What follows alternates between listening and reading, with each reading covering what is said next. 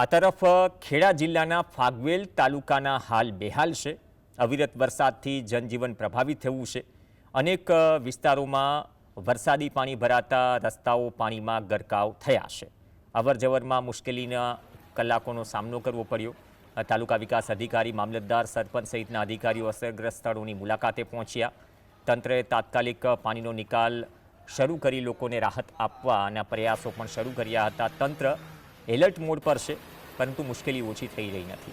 ડ્રોનથી લેવાયેલા દ્રશ્યોમાં બજારોમાં પાણી ભરેલા છે અને આ પરિસ્થિતિમાં લોકો ઘરમાં જ કેદ રહેવા મજબૂર છે। તો ફાગવેલ તાલુકાના ગામડાઓની આ સ્થિતિ છે। હું અને તાલુકાના મદદની ટીડીઓને સાથે રાખી અને મંદિર આસપાસની દુકાનોને બંધ કરાવી અને તેમના માલ સામાનનું રક્ષણ કરાવેલ છે। તેમજ આગળની સાઈડમાં જે તળાવ છે, તળાવની બાજુમાં પણ જે મવેશીઓ રાખેલ છે ઢોરોને, એને છોડાવી અને પ્રાથમિક શાળા સાથે સ્થળાંતર કરવાની પ્રક્રિયા હાથ ધરેલ છે।